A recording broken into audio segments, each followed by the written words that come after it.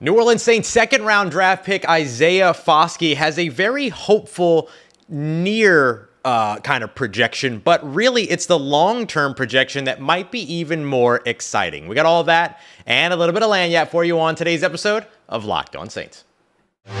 You are Locked On Saints, your daily New Orleans Saints podcast, part of the Locked On Podcast Network, your team every day.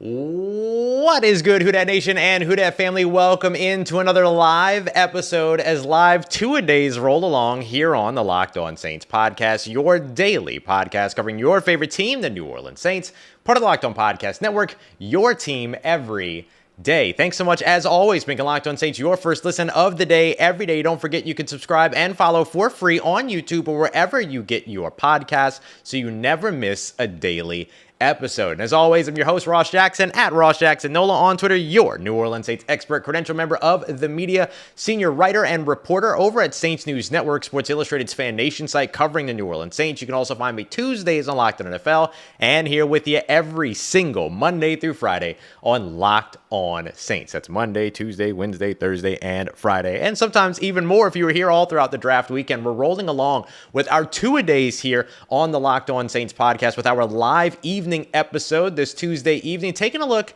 at edge rusher Isaiah Foskey, the New Orleans Saints second round selection at round 2, pick 40. We're going to take a look at what makes him different from some of the other defensive ends that the New Orleans Saints have invested in when it comes to the NFL draft. We'll take a look at that future outlook for Foskey. Could he be a future leader for this team? But first, we'll start off with his 2023 outlook, which is already looking hopeful. As we're going through this episode, I want to remind you, we're doing 2 episodes a day, today and tomorrow, not Thursday and Friday because Jazz Fest weekend, and then we're right back at it next week.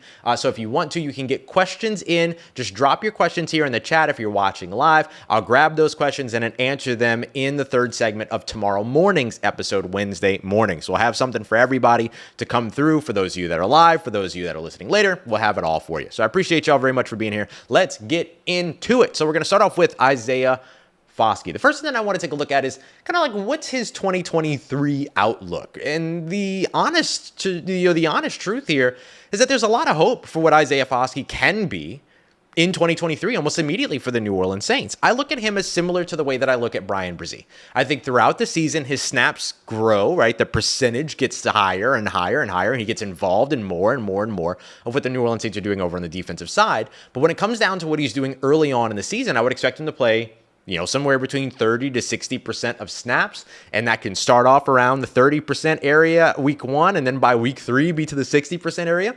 But I do think that he's a guy that we shouldn't sleep on as potentially starting to get starts in the first handful of games for the New Orleans Saints. And again, we should remember, just like we highlighted with Bryan Bresee, the way the Saints rotate their defensive line and the way that they kind of adjust their approach based on matchups and things like that, he might start some games, he might not start some games. And that doesn't necessarily, so let's not use starts as sort of the thing that allows him to sort of be tracked by his effectiveness over the course of the season. But I do think that the number of snaps, the percentage of snaps over the course of the season is going to kind of be the barometer that we're going to be watching. So as long as that percentage, tick, tick, tick, tick, tick, tick, tick, is ticking up, to borrow from Chris Berman, an old idol in the sports media game. But as long as that percentage is ticking up on a per game basis, then Isaiah Foskey's in good hands.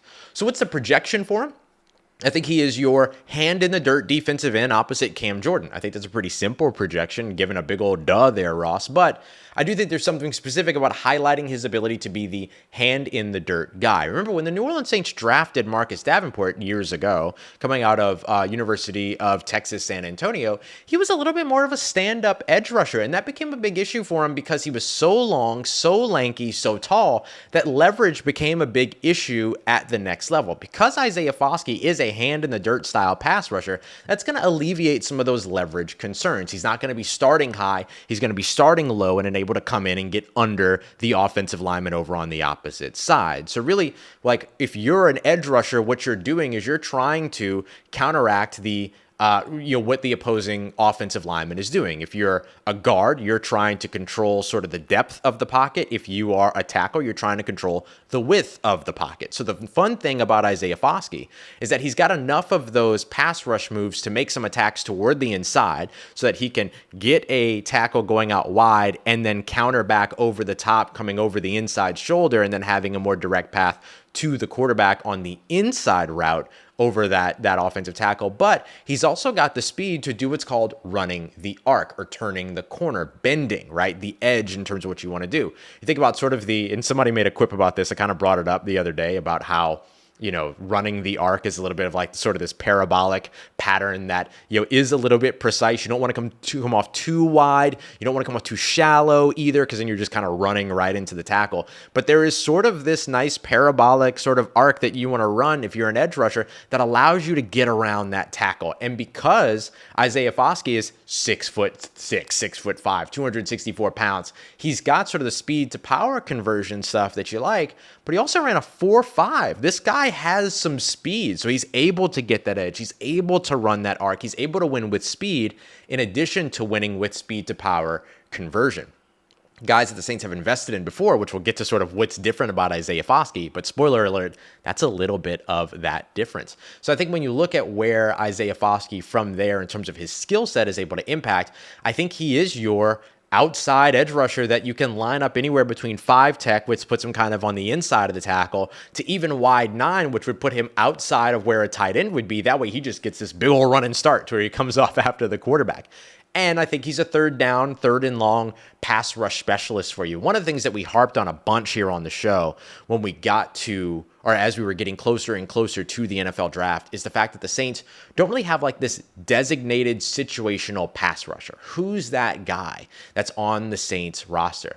Isaiah Foskey can now be that guy. And maybe that's the role that he starts with early on in the season, and then he becomes a little bit more of a first, second down type of defensive end as he proves himself in terms of being a run defender, which he's pretty stout at, but I think you still want to see some development there. You also want to see him develop more counter moves and things like that, but that's some of the future projection stuff. In terms of where he's going to have the most impact in 2023, I think if he's able to get out there on some 3rd and 10s, 3rd and longs, 3rd and 8s, pin his ears back and just focus on getting after the quarterback, he's going to win some of those. And he might be a guy that wins some of those not just by getting the sack, but also by getting the ball out. This is a guy that had 33 pressures last year, 32 pressures the year before that, but came in at double-digit sacks in each of those seasons as well. 26 and a half sacks over the course of his career over at Notre Dame. That is the all-time lead in terms of career sack numbers for any individual player to play in one of college's most historied franchises, historied organizations, schools, universities, whatever you want to call them. Notre Dame, that's been around forever. Like before I was even a thought, Notre Dame has been around. Before most people that we know were even thoughts, Notre Dame's been there. And here he is coming out in 2022 as the career sack leader. That's incredible. So you have the college production, you have the raw numbers in terms of height, weight, speed. You have that sort of elite combination of things that you love when it comes to edge rushers. Now, can he put it all together, continue to build those counter moves, work on his leverage, and be able to win and sort of diversify that pass rushing repertoire? Well, he's in a good locker room to get that done because he's got Todd Grantham, who's the defensive line specialist, as his defensive line coach. And of course, he's learning opposite one of the best in the game in Cam Jordan. So you take Notre Dame's all-time sack leader, you take the New Orleans Saints all-time sack leader, you put them across from one another, and you say, go have fun, go do the thing, go after the quarterback, and they'll do that. So I think that's very much what you see from Foskey in terms of his ability to be able to do it. Right here, V. Broski asked the question, I keep hearing that Isaiah Foskey is undersized, but he seems to be the prototypical size. Well, you have to put on some weight. I think anybody that's calling him undersized might mean that he's like a little bit smaller in terms of like 264 pounds than where most New Orleans Saints edge rushers are playing in the 270, 280 range. But he's exactly what the Saints usually draft. In fact, if you look at all of the defensive ends that the Saints have drafted during Jeff Ireland's tenure, starting back in 2015, 2016 is when he really revamped the scouting department. 2017, it was hitting. But if you look at that, the average weight is 264 pounds in terms of what they've invested in at the position in the NFL draft. Isaiah Foskey's weight, 264 pounds, exactly the prototype. So they might ask him to put on some weight, but look, you don't want to lose that speed, that 4.5 speed. That's going to be big for them, and it's going to be big for them not only in the short term but also in the long term, because as the NFL game changes, Isaiah Foskey lets the New Orleans Saints stay a little bit of a step ahead. We'll break that down as we continue on with today's episode of Locked On Saints. Today's episode of Locked On Saints brought to you by our friends over at FanDuel, America's #1 sportsbook. Go and check them out today if you want to get in on any of the betting action, especially around the NBA playoffs. We've got Stanley Cup business going on. We got the MLB going on. We've got the USFL, Go Breakers. That's on its way too. There's a ton, or underway too. There's a ton for you to get in on, and it's all over at FanDuel.com. And you can also download the FanDuel Sportsbook app, by the way. It's free. It's super easy to use, and it's safe, which I think is really important as well. It's one of my favorites, so I've got it here, and I use it all the time. So you can go check that out. But if you are a new customer, I highly recommend you head over right now to FanDuel.com/lockedon. That's going to get you in line to get your no sweat first bet of up to $1,000 in bonus bets that'll come back if your first bet doesn't win, which means that there's no losing when it comes to your first bet over at FanDuel. Once again, that's FanDuel.com/lockedon for that no sweat first bet of up to $1,000. Go and check them out today. FanDuel, make every moment more. And of course, FanDuel is an official sports betting partner of the NBA. All right, family, continuing on with today's episode of Locked On Saints. Big thank you to everybody that's here for our live show. B. Griffey, Bob, I see Joseph, I see Elite Goods, I see DJ, I see 992, I see Austin. I appreciate y'all very much for being here. Skylife, everybody for being out here. So thank you very much for joining us for another live show. Make sure you come back tomorrow. It's midweek fundamentals. We're talking defensive line when it comes to Isaiah Foskey. We also broke down Bryan Bresee yesterday and what his contributions are. So tomorrow we're going to go into a little bit more depth around what it means to contribute from different alignments in different fronts in the New Orleans Saints defense. What types of fronts do they use? What types of alignments will these players play in? We'll break all of that down in tomorrow's episode, as well as answer your questions. So make sure you're dropping your questions in the live chat here. If you're hanging out with us live, check out the pre-recorded version of the episode tomorrow morning so that you can get your questions answered. All right, so let's dive into the future projection for Isaiah Foskey. And I mentioned that with the changing tide of the way that the NFL is headed, Isaiah Foskey allows the New Orleans Saints to stay a little bit of a step ahead. So what do I mean by that? With the mobile quarterback and the dual threat quarterback simply becoming the quarterback now, I think we're very close to no longer designating people or quarterbacks as being mobile or pocket or dual threat or whatever. Everyone's just going to kind of be quarterbacks eventually, right? And so I think that as quarterbacks' mobility continues to step up, and especially within the New Orleans Saints division, Desmond Ritter's pretty mobile, Bryce Young's extremely mobile. The Tampa Bay Buccaneers will probably have a new quarterback in 2024. That will likely be mobile. So I think with all of that, the Saints got a little bit of a step ahead here without anybody really talking about it. They're ready for the shift in quarterbacks, and they have an opportunity next year to draft another edge rusher if they want to, or sign another edge rusher, however it is that they want to go about it. The thing that I like about Isaiah Foskey is that he is so good on the move.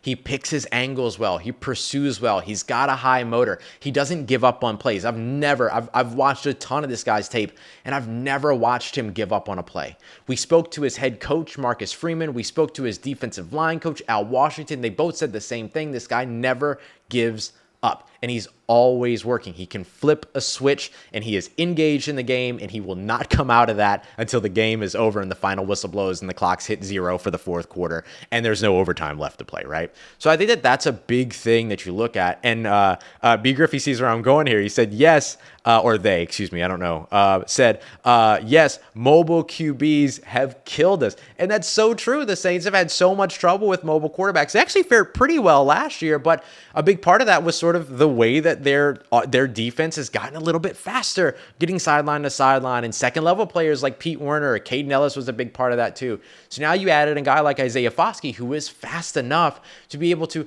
beat a quarterback to the edge, who's tall enough to see over the defensive lineman that he's matching up with and is able to see where the play flow is going. He's got good eye discipline, just like Bryan Bresee. The Saints really focused on eye discipline in this draft. They've all got it. Everybody they drafted on the defensive side, Bryan Bresee, Isaiah Foskey, and Jordan Howden, they've all got really good eye discipline on film.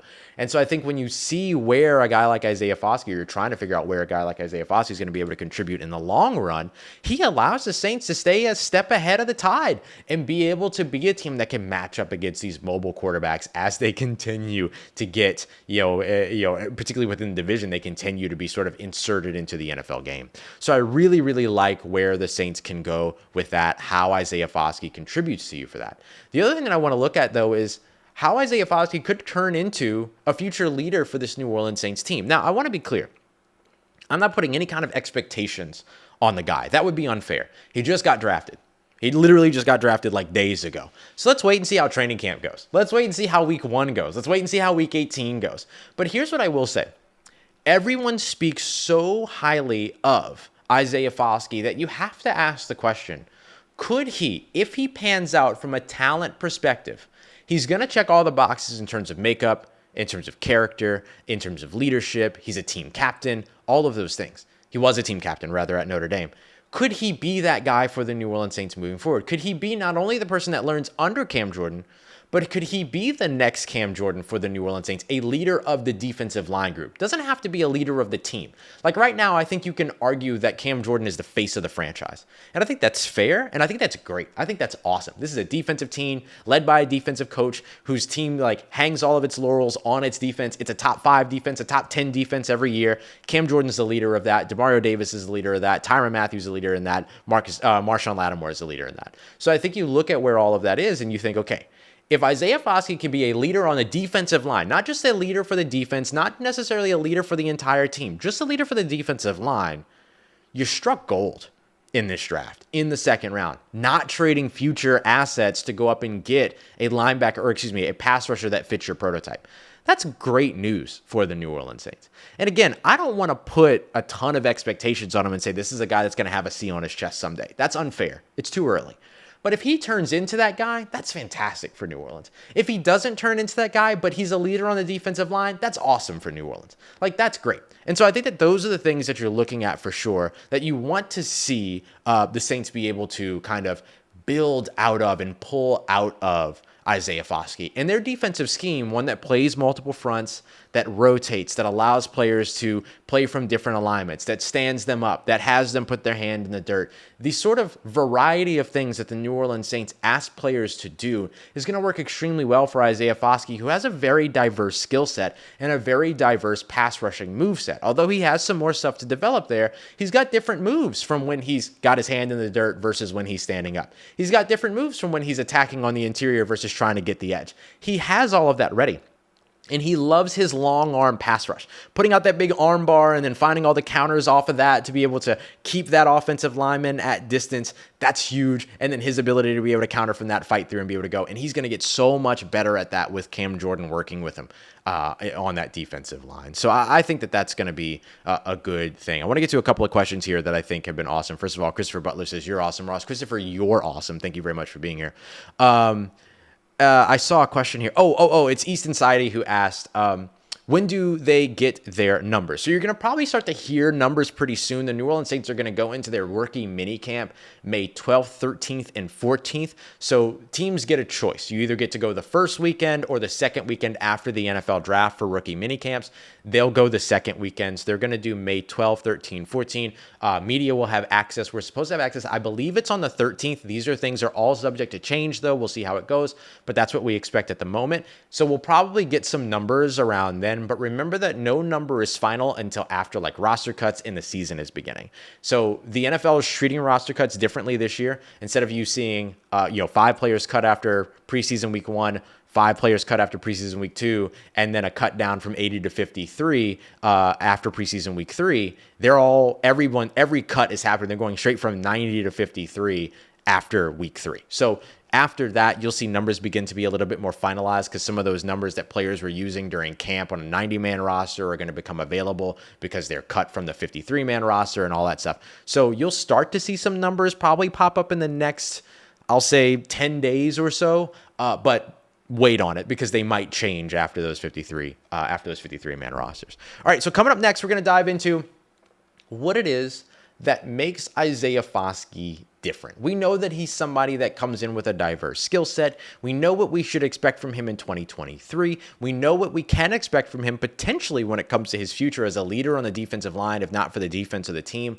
But why are we buying in? What is so different about him versus the Saints' previous ventures at the same position? We got that coming up for you as we continue on and wrap up today's episode of Locked On Saints, part of the Locked On Podcast Network, your team every day.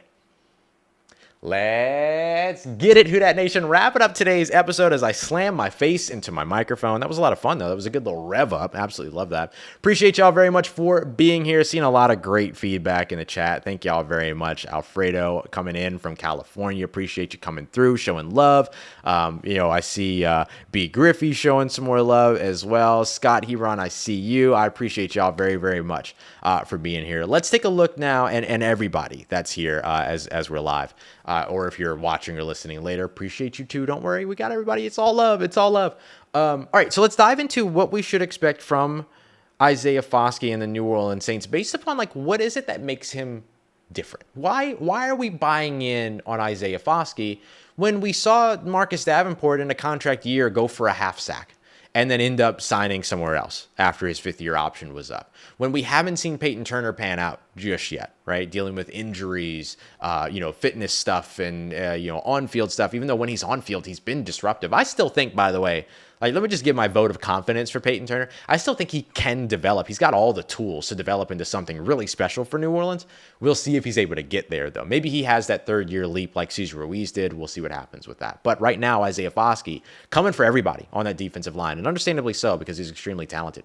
So why is it that we look at him differently? I want to show you something. And I've showed this on the show before. We talked about it on the show before.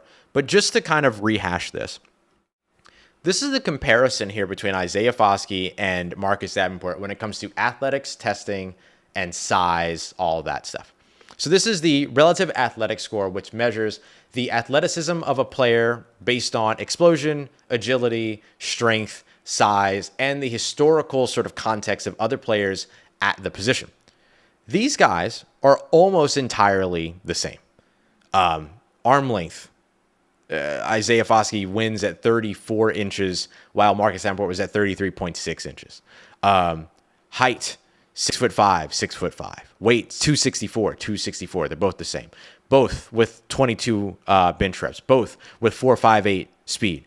Both with great 10-yard and 20-yard splits. Both right around 34-inch verticals. Isaiah Foskey at 34, Marcus Davenport at 33.5. Both at 10'5", 10'4" broad jumps. Both at 4.41 and 7.2 shuttles and 3 cones, respectively. These guys are remarkably similar. And this is all thanks to at MathBomb on Twitter, Kent Lee Platt. Make sure you go and show some love. RAS.football. They absolutely deserve it. What's going on, Brittany? Welcome in.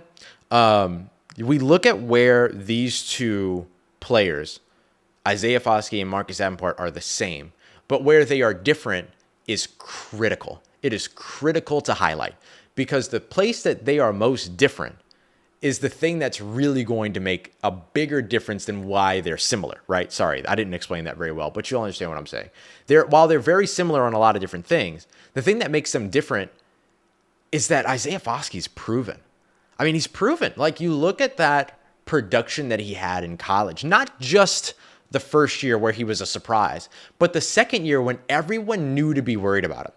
That's the thing to me that's so impressive. And it's something that Al Washington, his defensive line coach over at Notre Dame, highlighted to us as well. He had 10 sacks in 2021, came back the very next year, had 10 and a half of them things, and then also added 13 and a half tackles for a loss that season. Came in with a total of 44 tackles, had 52 the season before that, 9 and a half tackles for a loss in 2021. The guy's proven. The production is there. And I would dare say, too, that his pass rush ability and his pass rush move set, his plan, his ability to develop a plan, know what he's going to do, and execute it once the snap happens, that's all better and more refined than where Marcus Davenport was when he showed up in New Orleans.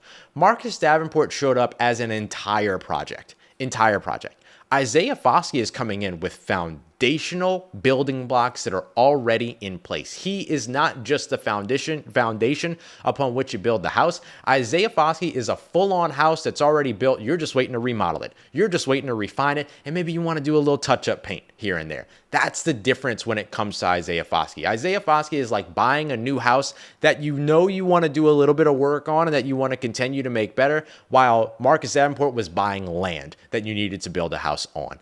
Both represented a ton of potential. There's absolutely no doubt about that, but it's clear that Isaiah Foskey is light years beyond in terms of his refinement, in terms of his detail, his precision, his pass rushing plan, his preparation, how he gets ready for a game, how he studies opponents, all of that. And I think culturally too, in terms of the team and where he's going to be able to have an impact, he is a vastly different type of person. Marcus Davenport was a little bit more quiet, a little bit more to himself, a little bit more reserved, things like that. Isaiah Foskey is big. He's boisterous. He's got a great personality. He was telling everyone before the Saints drafted him that he wanted to go to the New Orleans Saints. He said, I manifested it. I told everyone that would listen that I wanted to be a New Orleans Saint. That's what he told us on the Zoom call after, and we've reached out to a ton of people who have confirmed that as well. This guy is so excited to be on his way to New Orleans that he even took the time to make sure that he made sure that he was pronouncing the city's name correctly instead of showing up in here saying that he was a New Orleans Saint. Like, you got to love it. And so I think that that's the other piece that makes him different as well. He is somebody that comes in with an excitement. He comes in with being a culture guy and being a culture changer or a culture establisher or a culture sort of like you can put it on his back and he'll continue to carry it for you. So I think those two things, his amount of buy-in, actually it's three things, his buy-in to the New Orleans Saints, the way that he is coming in and is going to have an impact in terms of his personality and connecting with the players around him, and his already proven ability as a productive pass rusher.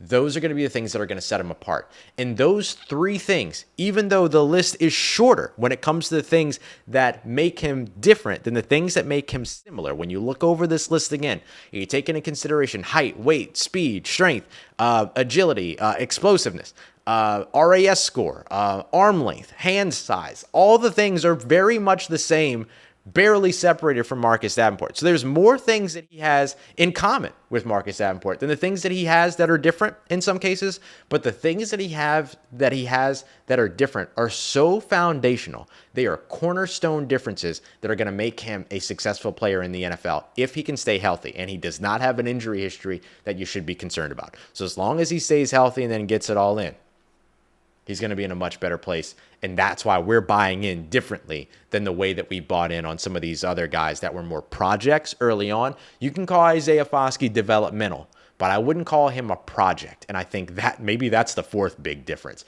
because the line between the two of those things got a lot of C's. They're thick. Like, that is a big time difference between the two. So I'm all about it when it comes to Isaiah Foskey, and I'm very excited to see him in this defense. So that goes over a little bit of what our short-term expectations are for him, our longer-term possibilities are in terms of the way that we look at him, and of course, how it is that he's different from some of the other New Orleans Saints edge rushers that they have invested in, most specifically Marcus Davenport. Even though he is massively comparable in terms of the physical traits and the athletics testing, he is wildly different in terms of his development already in terms of where he is. So he is way, way, way beyond. So I'm a big fan. I can't wait to see exactly what it is that Isaiah Foskey turns into for these New Orleans Saints. If he gets, let's say, what do we think? 7 sacks in 2023, you're probably excited. Like, it's pretty lit. Like, you're probably pretty excited about that. If he replaces, let's say, Caden Ellis's production as a pass rusher, you're pretty excited about that. But then if he creeps up into double digits, watch out now. Watch out now. But we're not going to put that expectation on him. We're just saying watch out if it happens. If it happens, watch out. All right. Coming up next, or not coming up next, but coming up tomorrow, we're going to be diving in. Remember to drop your questions here in the chat so that I can get to some of your questions tomorrow. But we're going to really take a look at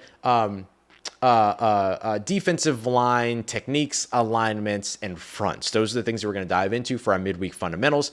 Every offseason, we jump on Wednesdays into becoming smarter sports fans, becoming smarter football fans. And so that's what we're going to focus on tomorrow. as well as, of course, any of the big news that we want to get to as well. So we got all that coming up for you in tomorrow's episode of Locked On Saints. That'll drop probably around 7 a.m., 9 a.m. tomorrow morning. Appreciate y'all, as always, for making me a part of your day, a part of your routine. Big shout out to everybody that showed up for the live show. Make sure you hit the like button on your way out. Show your boys some love so we can continue to grow this show. We're having a great time here during draft season. As always, I appreciate you so much for making me a part of your day, part of your routine, for saying yes to me and the show. As always, if you need anything else around your New Orleans Saints, make sure you follow me on Twitter at Ross Jackson, NOLA. Hit me up. Let me know how the family's doing. Let me know how you're living. Let me know how you're momming them. And trust you, that nation. I'll holla at you.